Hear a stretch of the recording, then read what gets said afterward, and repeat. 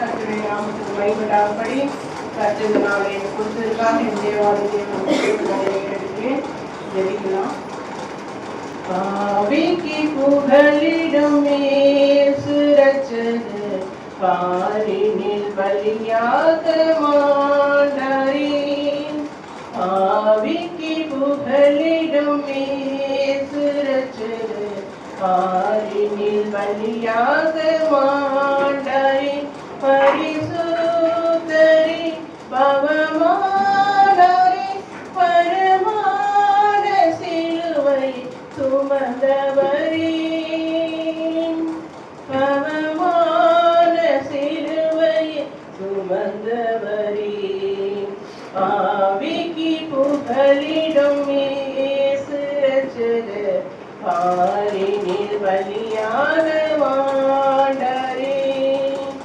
சோதரத்தாவே, எங்களுக்காக நீர் சிலுவிலை அறிவுண்டு ரத்தம் சிந்தப்பட்டு அன்னை பிதாவே, எங்களுடைய மீட்புக்காக நீர் ஏற்றுக்கொண்ட அந்த பாரமான சிலுவையை ஆண்டவரே இன்றும் நாங்கள் உங்கள் மேல் சுமத்தி கொண்டிருப்பதற்காக எங்களை தயவாய் மன்னிக்கும்படியாக செபிக்கிறோம். அப்பா, இதோ கர்த்தர் உண்டு பண்ணிய நான் இதில் களி கூர்ந்து மகிழ கழுவோம் என்று சொன்ன வார்த்தையை அப்பா உங்களுடைய பிள்ளைகள் ஒவ்வொருவரும் நினைவு கூறும்படியாக இந்த நாளை நீர் பரிசுத்தப்படுத்தினீர். ஆண்டவரும் அப்பா அருமை ரட்சகருமாகிய நீர் ஆண்டவரே இந்த நாளிலே உயிர் தெழுந்து ரட்சிப்பை கொடுத்தீர். அப்பா அந்த ரட்சிப்பை எவ்விதமாய் வாரம் கொண்டாடி கொண்டிருக்கிறோம் என்பதை ஆண்டவரே மக்களுக்கு வெளிப்படுத்த வேண்டும் ஆச்சரிக்கிறோம். இந்த மகை பார்த்து பகுதியை தயாரில் ஒப்பு கொடுக்கிறோம். சுவாமி ஆண்டவரே, ஒவ்வொரு அப்பா தெருக்களிலும் அப்பா தெய்வீக பிரசன்னம் ஆண்டவரே இந்த வேலையில கடந்து போகும்படியா செல்லிக்கிற தகவலே இந்த கிருபை ஆண்டவரே ஒவ்வொரு நாளும் எங்களுக்கு போதுமானதாக இருந்து தர வேண்டுமா செல்லிக்கிற தகவலே. அன்பின் பிதாவே, ஸ்தோத்திரம் கர்த்தாவே, இந்த கிருபை எங்களோடு இருக்கட்டும். எங்கள் தியானத்தில் கலந்து கொள்ளும் உங்களை வேண்டிக் கொள்கிறோம் பிதாவே. வேத பகுதி வாசித்தம் 4 பேருக்கும் தெரியும். என்ன நம்ம வேத பகுதியை நாம் வாசித்தோம் என்பதற்கு என்னன்னா, கடவுள் இந்த வேத பகுதி படிக்கும் போதே தாமஸ் படிக்கும்போது உங்களே எனக்கு பயம் வந்தது. காலையில கடவுள் இப்படி மக்களை அழிக்க வதனமா இருக்கிறாரு, பாவிக்கு மேல் அவர் சினம் கொள்கிறவராக இருக்கிறார் என்று பார்க்கும்பொழுது உண்மையிலே மனசுல பயம் வருது. உண்மையிலே நம்ம நியாயப்பிரமாணத்தின் காலத்தில் இருந்ததுன்னா உண்மையிலே நம்ம யாருமே நம்ம நினைக்கல, எல்லாம் அழிஞ்சு போயிட்டோம். அவர் எப்படி அழிப்பாருன்றது தெரியாது, அப்படி அழிஞ்சு போயிட்டோம். இப்படிதான் அப்படிதான் இல்லை, அவர் நினைக்கிற பாகங்கள்ல எப்படின்னா அழிக்க வளர்க்குள்ள தெய்வனா இருக்கிறாரு. ஏன்னா அவர் இந்த உலகத்தை பார்க்கும்போது அவர் பரிசுத்தமா பார்க்கணும்னு தான் நினைக்கிறாரு.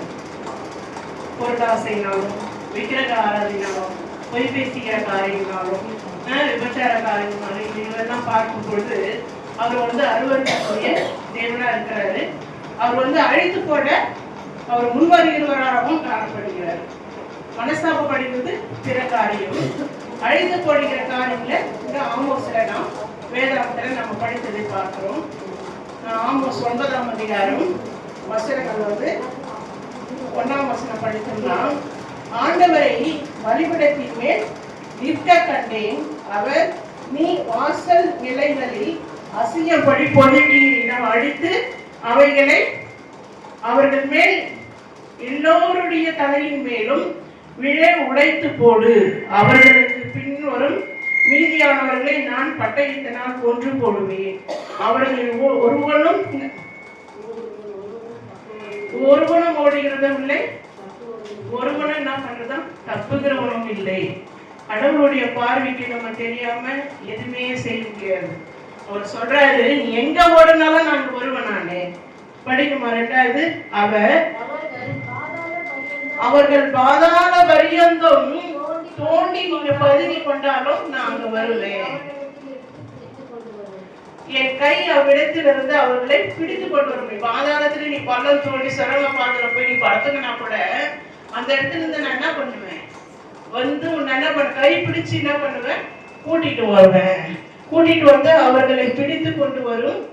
அவர்கள் வான பரிதம் ஏறினாலும் அவ்விடத்திலிருந்து அவர்களை இறங்க பண்ணுவேன். வானத்துல ஏறினா கூட என்ன பண்ணுவேன், நீ பிளைட்ல பறந்தா கூட அங்கிருந்து நான் உன்னை இறங்க பண்ணுவேன்.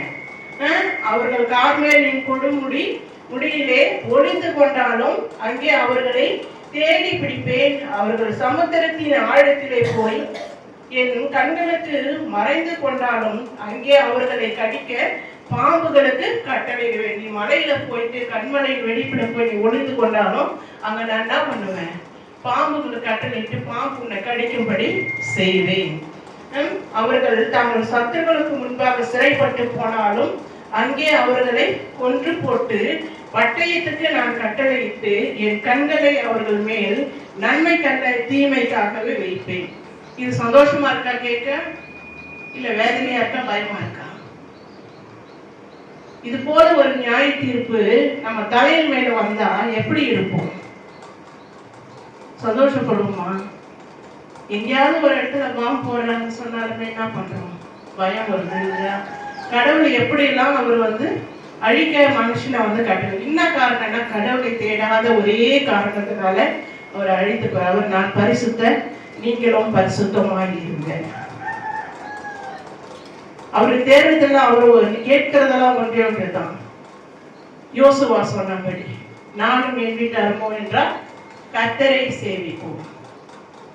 அப்ப கர்த்தரை நீங்க சேவிக்கிறது ஆகாது என்று நீங்க யாரதான் நீங்க சேவிப்பீங்க? அவர் கேட்பாரு.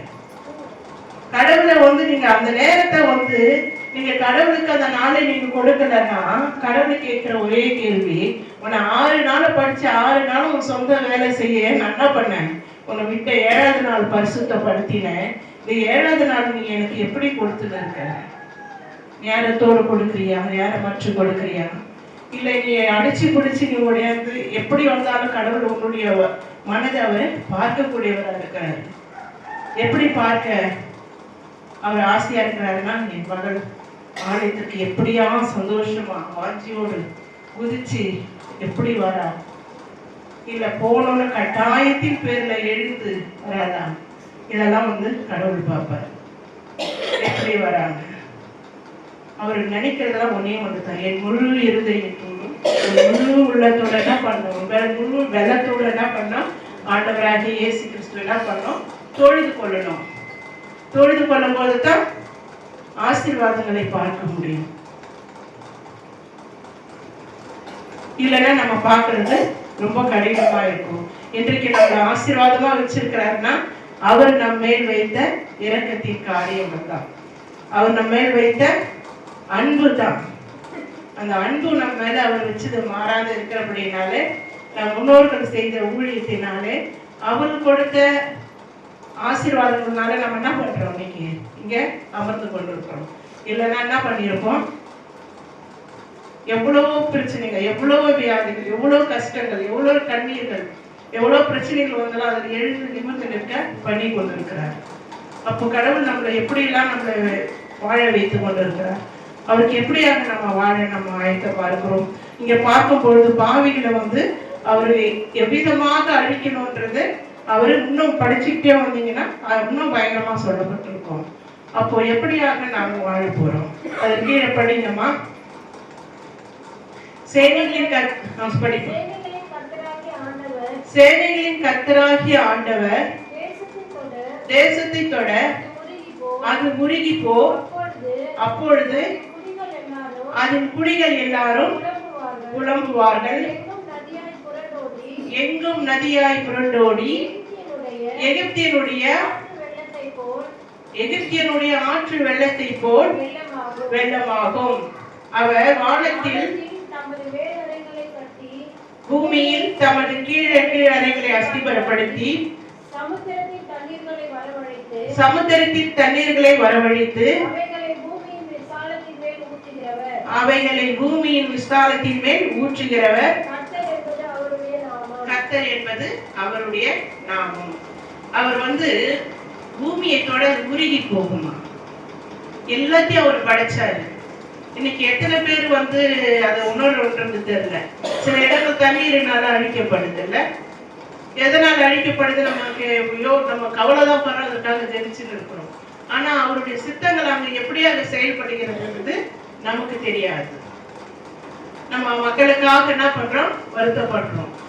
ஆனா ஆண்டவர் நியாயப்பிரமாண காலத்துல ஒழுங்கா தொழுதுக்கிறேன்னா அவர் என்ன பண்ணுவாராம்? அழிச்சு போடுகிற ஒரு அக்னியை பற்றி எரிகிற ஜுவாலியை போல ஆண்டவர்.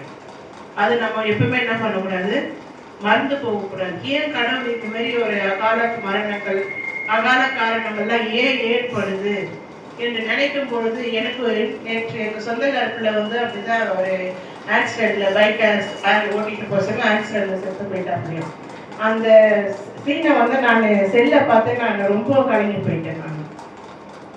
கலங்கி போயிட்டு எனக்கு நைட்டெல்லாம் எனக்கு அப்பப்போ அந்த ஞாபகம் வந்துட்டே இருந்தது. பொழுது வடித்துலேயே எனக்கு ஒரு மாதிரி ஆயிட்டேன் நான். அப்படி இருக்க சமயம் எனக்கு அந்த நிகழ்ச்சி இன்னமும் அந்த பையன் படுத்துட்டு இருந்தது, அந்த ரத்தம் சுற்றி போயிருந்தது. அதெல்லாம் என் மனசுல இன்னும் ஓடிட்டு தான் இருக்கு.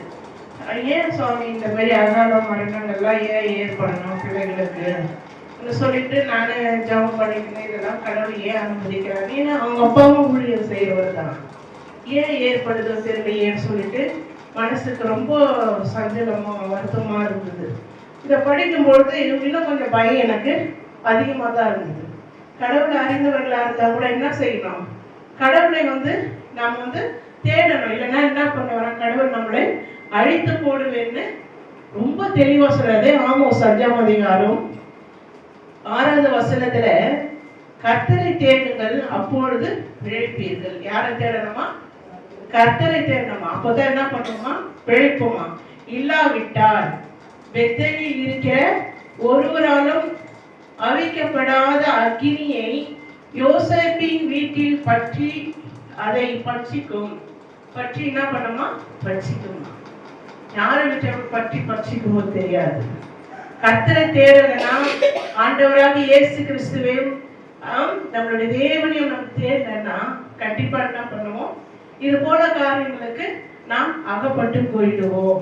அது எப்படின்னா, நம்ம அவர் சொல்றாரு, எங்க நீ போனாலும் சரி, எந்த இடத்துல சொல்லுவோம். ஒரு சில நேரங்களில கூரை வீடு இழுச்சி விழுந்து கூட செத்து போனவங்க, பாம்பு கடிச்ச செத்து போனவங்க இருக்கிறாங்க, தடுக்கி விழுந்தோம் செத்து போனவங்க இருக்கிறாங்க. இதெல்லாம் எப்படின்னா, எல்லா கடவுளுடைய சித்தம் நிறைவேறாத ஒரு காரியமும் நடைபெறாது. நம்ம தேவன் பட்சிக்கிற அக்கினி. எப்படி, என்ன அக்கினிமா? பட்சிக்கிற அக்கினி. எடுத்துக்கொள்ளும் 2வது பகுதியை ரோமர் எழுதின நிருபம் 2ஆம் அதிகாரம் வாசிங்கம்மா. ரோமர் 2:17 வாசிங்க. பெயர் பெற்று நியாயப்பிரமாணத்தின் மேல் பற்றுதலாய் இருந்து தேவனை குறித்து வேட்பை பாராட்டி நியாயப்பிரமாணத்தினால் உபதேசிக்கப்பட்டவர்களால் அவருடைய சித்தத்தை அறிந்து நன்மை தீமை என்னதென்று வகையறுக்கிறாயே. நீ யூதனென்று பெயர் பெற்று நியாயப்பிரமாணத்தின் மேல் பற்றுதலாய் இருந்து தேவனை குறித்து வேட்பை பாராட்டி நியாயப்பிரமாணத்தினால் உபதேசிக்கப்பட்டவனாய் அவருடைய சித்தத்தை அறிந்து நன்மை தீமை என்னதென்று வகையறுக்கிறாயே. நன்மை தீமை என்று வகையறுக்கிறாயே. கடவுளுடைய நியாயப்பிரமாணம் நமக்கு போதிக்கப்படுகிற ஒரு காரியங்கள். நியாயப்பிரமாணத்தை உபதேசிக்கப்பட்டவனாய் அவருடைய சித்தத்தை அறிந்து, நியாயப்பிரமாணம்னா என்னன்னு தெரியுது இல்லையா, ஞானஸ்தானம் என்னன்னு தெரியுது. அப்போ விருத்த சேதனம் பழைய ஏற்பாட்டு காலத்துல நம் தேவனுடைய பிள்ளைகள் என்று அடையாளத்திற்காக கொடுக்கப்பட்டது விருத்த சேதனம். அந்த விருத்த சேதனம் உடையவர்களாகிய நாம் நியாய தீர்ப்புக்கு, நியாயாதிபதியின் காலங்களிலும் நியாய தீர்ப்புக்கு உட்பட்டவர்களாக அன்று தேவனுடைய பிள்ளைகள் வாழ்ந்தார்கள். ஆண்டவராக இயேசு கிறிஸ்து நமக்கு மீட்பை கொடுத்த பிறகு அவர் என்ன பண்ணாரு, ஞானஸ்தானத்தை நமக்கு வெளிப்படுத்தினார். அவருடைய நாமத்தின் மேல், அதாவது யோவான் 1:12 சொல்லப்பட்டபடி அவருடைய நாமத்தின் மேல் விசுவாசம் வைத்து அவரை ஏற்றுக்கொண்டவர்கள் எத்தனை பேர்களோ அத்தனை பேர்களும் தேவனுடைய பிள்ளைகளாகும்படி அவர்களுக்கு அதிகாரம் கொடுத்தார். அந்த அதிகாரத்தின் பேர்ல இன்றைக்கு நாம் கிறிஸ்தவர்களாக வாழ்ந்து கொண்டிருக்கிறோம். ஞானஸ்தானம் எடுத்திருக்கிறோம். அதுதான் நமக்கு விருத்த சேதனம் இல்லையா. ஞானஸ்தானம் எடுத்துக்கொண்டவர்களாகிய நாம் எப்படியாக வாழ்ந்து கொண்டிருக்கிறோம்? ஆண்டவராக இயேசு கிறிஸ்துவுக்கு பிரியமுள்ள பிள்ளைகளாக வாழ்ந்து கொண்டிருக்கிறோமா, பிரியமற்றவர்களாக வாழ்ந்து கொண்டிருக்கிறோமா என்று நாம் சிந்திக்க வேண்டும். அதாவது நம்ம இது ஃபுல்லா படிச்சுட்டு வந்தீங்கன்னா, அதாவது படிங்கம்மா 24 படிங்க. எழுதியிருக்கிறபடி தேவனுடைய நாமம் புறஜாதியர்களுக்குள்ளே உங்கள் மூலியமாக தூஷிக்கப்படுகிறது. எப்படி தூஷிக்கப்படுகிறது? ஞானஸ்நானம் பெற்றவர்களாக நாம் அவருடைய சித்தத்தை கை கொள்ளாமல், அவருடைய இன்பமான வார்த்தைகளை நாம் ஏற்றுக்கொள்ளாமல், அவர் எதிர்பார்க்கிற நோக்கத்தை நாம் புரிந்து கொள்ளாமல் நாம் வாழ்ந்து கொண்டிருக்கும் பொழுது, கனி கொடுக்காமல் வாழ்ந்து கொண்டிருக்கும் பொழுது, அவர் புறஜாதிகளுடைய யாருடைய நாமம் தூஷிக்கப்படுதா? ஆண்டவராக இயேசு கிறிஸ்துடைய நாமம் தூஷிக்கப்படுகிறது. நாங்க சர்ச்சைக்கு கிளம்பி வந்துட்டு இருக்கோம். மனைவில இருக்கிற இந்து கோயில்ல ஃபுல்லா லைனா நின்று இருக்காங்க. அவங்களுக்கெல்லாம் யாருன்னா வீடு வீடா போய் சொல்றாங்களா? இல்ல காலையில எழுந்து போயிட்டு லைனா நின்று கோயில்ல போய் நம்ம சாமியை தரிசிக்கணும்னு நினைப்பாங்களா? யாருன்னா கூப்பிட்டு சொல்லியிருப்பாங்க. லைனா போய் நின்றுட்டு இருக்காங்க. எவ்வளவு கூட்டம் தெரியுமா? நினைச்ச இவங்க யாரும் சொல்றாங்க. இங்க பார்த்தா யாருமே இல்லை. சரி அமைதியா நான் உட்கார்ந்துட்டேன். ஆனா ஆரம்பிக்கலாம். இல்லம்மா கொஞ்ச நேரம் வெயிட் பண்ணலாம், ஈரே வந்த பிறகு ஆரம்பிக்கலாம். இல்லம்மா இப்ப மணி 8:30 ஆயிப்போச்சு, ஆரம்பிச்சிடலாம். சரி அவ விருப்பப்படி விட்டுட்டேன். சரின்ட்டு அவ ஆரம்பிச்சு முடிச்சு இப்ப நடந்துட்டு இருக்கு. ஆனா ஆலயம் வறுமையாக்கப்பட்டு இருக்கிறது. ஒரு 3 குடும்பம் தான் நம்ம என்ன பண்றோம்? கடவுளை தொழுது கொள்றோம். அப்போ கடவுள் எப்ப இதை பிரியப்படுறதுக்கு என்ன இருக்கு? நம்மளுடைய பிள்ளைகள் எல்லாம் வீட்டுல எப்படி இருக்காங்க இதெல்லாம் தெரியும் போது அப்போ நம்ம என்ன பண்ணணும்? பாரப்பட்டு ஜெபிக்கணும். அவங்க எல்லாம் என்ன பண்ணாண்டவரே ஆலயத்துக்கு வரணும், இந்த ஆலயம் நிரப்பி வழியணும், நினைப்பு ஜபம் பண்ணணும். ஏன்னா கடவுளுக்கு பிரியம் அதுதான். இங்க அது போல இல்லாமல் நம்மளே சாட்சியா இல்லாம நம்ம எல்லா காரியத்துல பின்தங்கினவர்களா காணப்பட்டா நாம எப்படி மற்றவர்களை நம்ம இருக்க முடியும்? ரொம்ப கடினமான ஒரு காரியம். எழுதியிருக்கிறபடி புறஜாதியர்கள் மற்றவங்க பார்க்கும் பொழுது இவங்க இஷ்டத்துக்கு வராங்க, இஷ்டத்துக்கு ஆராதனை பண்றாங்க, இஷ்டத்துக்கு போறாங்க. அவங்க கோயில், யார் கோயில்? அவங்க கோயில். அவங்க மட்டும் வராங்க போறாங்க செய்யறாங்க. இப்படி ஒரு நாமம் தூஷிப்புக்குள்ளாக ஆகக்கூடாதுன்னா இங்க புறமஸ்தாரம் இங்க அவர் என்னன்னா நம்மளுடைய ஜபங்கள் ரொம்ப இன்னமும் அதிகமாய் காணப்படணும். அப்போ இவைகளை நம்ம ரொம்ப அஜாக்கிரதையா செய்யாமல் ரொம்ப எச்சரிக்கையாக இந்த ஊழியத்தை நாம் செய்ய வேண்டும். 26 மேலும் விருத்த சேதனம் இல்லாதவன் நியாயப்பிரமாணத்திற்கு ஏற்ற நீதிகளை கை கொண்டால் அவனுடைய விருத்த சேதனம் இல்லாமை விருத்த சேதனம் என்னப்படும் அல்லவா? இப்போ விருத்த சேதனமே ஞானஸ்தானம் எடுக்காதுங்க. கரெக்டா எல்லாத்தையும் செஞ்சுட்டு வந்தாங்கன்னா அவங்களே என்னவா நியாய தீர்ப்பான ஒரு விருத்த சேதனம் உள்ளவர்களாக எண்ணப்படும் அல்லவா? அப்போ மேல படிக்கணுமா? நீ நியாய பிரமாணத்தை கை கொண்டு நடந்தால் விருத்த சேதனம் பிரயோஜனம் உள்ளதுதான். நம்ம நியாய பிரமாணத்தையும் கர்த்தருடைய கட்டளைகளையும் நம்ம கை கொண்டு நடந்தால் நம்ம எடுத்த ஞானஸ்தானம் நம்ம கிறிஸ்துவ பிள்ளைகள் தான். அவர்படி நடந்தார். அதன்படி நடக்கலன்னா படிமா, நீ நியாய பிரமாணத்தை மீறி நடந்தால் உன் விருத்த சேதனம் நீ கிறிஸ்தவனாக இல்லாம நீ இது கை கொண்டு நடந்தா அவனுக்கு அந்த ரட்சிப்பு கடந்து போகுது. நீ கிறிஸ்தவனா இருந்து அதன்படி நடக்கலன்னா உன்னுடைய ஞானஸ்தானம் பல பயனற்றதாக காணப்படும். மனதிலே விருத்த சேதனம் உடையவர்களாக நாம் வாழ வேண்டும். அததான் ஆண்டவர் விரும்புறாரு. நீ கிறிஸ்தவன் பேர் வச்சுக்கின்னு அதன்படி நீ நடக்கலன்னா உனக்கு பிரயோஜனம் இல்லை. நீ கிறிஸ்தவனா இருக்கிறன்னா அதுக்கு கூறிய காரியங்கள் உன்னிடத்துல காணப்படணும். அப்பதான் நீ கிறிஸ்தவன். இல்லை என்றால் நீ என்ன பண்ணல, கிறிஸ்தவன் இல்லைன்றது இந்த எழுத்தின் மூலமாக நாம் அறிந்து கொள்கிறோம். ஆதலால் புறம்பாக யூதனானவன் யூதன் அல்ல, புறம்பாக மாம்சத்தில் செய்யப்படும் விருத்த சேதனமும் விருத்த சேதனம் அல்ல, உள்ளத்திலே யூதனானவை யூதன் எழுத்தின்படி உண்டாக்கப்படாமல் ஆவியின் இருதயத்தில் உண்டாக்கப்படும். ஆவியில இருதயத்தில் உண்டாக்கப்படும் விருத்த சேதனமே விருத்த சேதனம். இப்படிப்பட்டவனுக்குரிய புகழ்ச்சி மனுஷரால் அல்ல தேவனால் உண்டாயிருக்கிறது. யாரால் உண்டாயிருக்கிறது? நம்ம மனுஷக்குள்ள நம்ம என்ன பண்ணணும்? கடவுளை தொழுது கொள்ளணும். சும்மா வெளியே நம்ம 4 பேர் பார்க்கணும்னு என்ன பண்ணக்கூடாது? ஆலயத்துக்கு வரக்கூடாது. ஐயா நான் சொல்லுவாரோ, அம்மா என்ன சொல்லுவாங்களோ, ஜெனி என்ன சொல்லுவோம், சரி போலாம், சரி ஐயோ இன்னைக்கு கோயிலுக்கு போனோமே.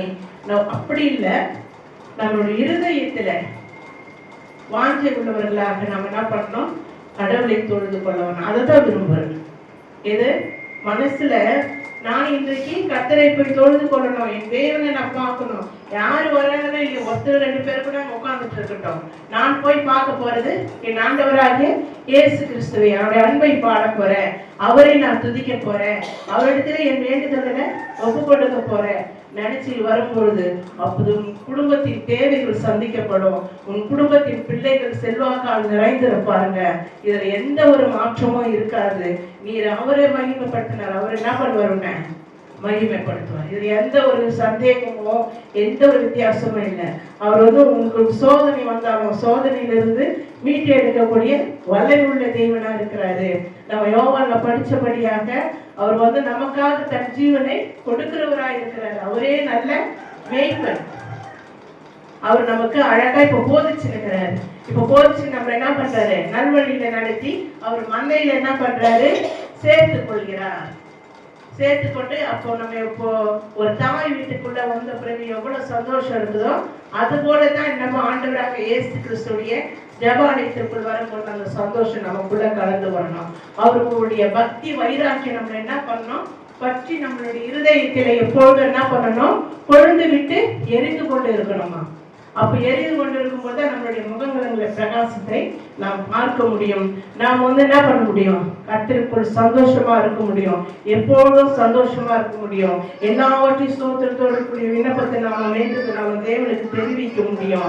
அவரிடத்துல நன்மையை பெற்றுக்கொள்ள முடியும். அவருடைய நாமத்தின் மேல என்ன பண்ண முடியும், எல்லாமே கேட்கப்படும்.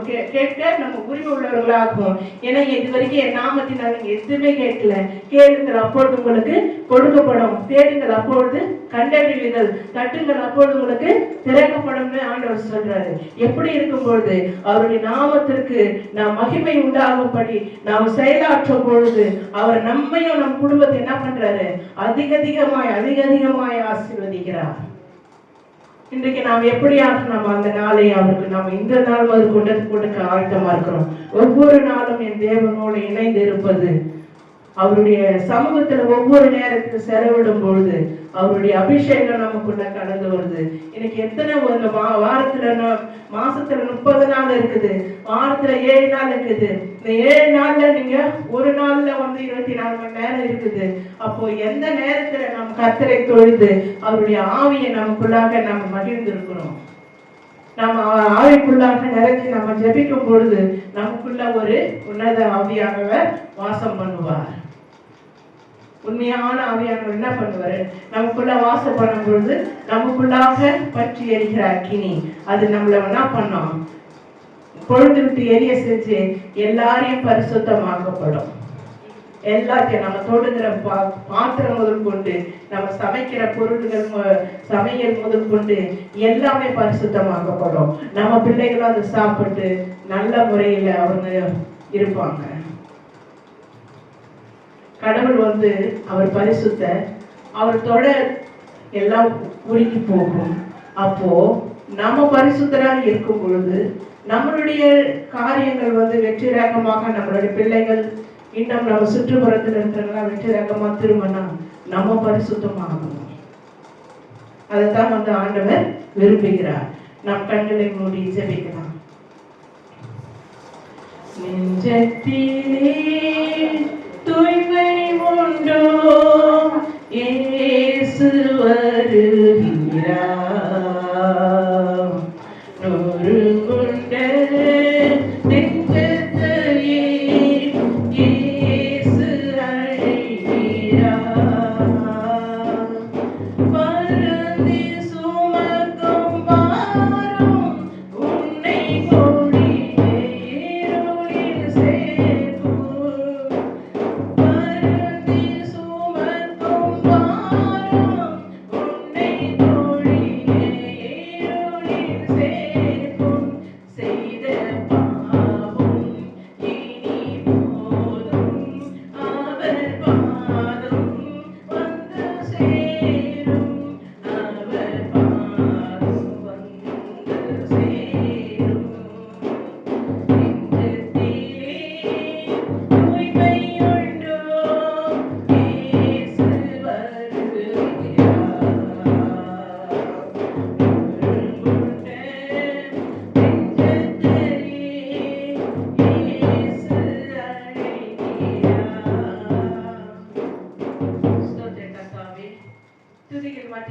செய்கிற தேவனே, நம்முடைய பிள்ளைகளாக நாங்கள் இவ்வளவு நேரமாக இந்த சத்திய வசனங்களை தியானித்தோம்.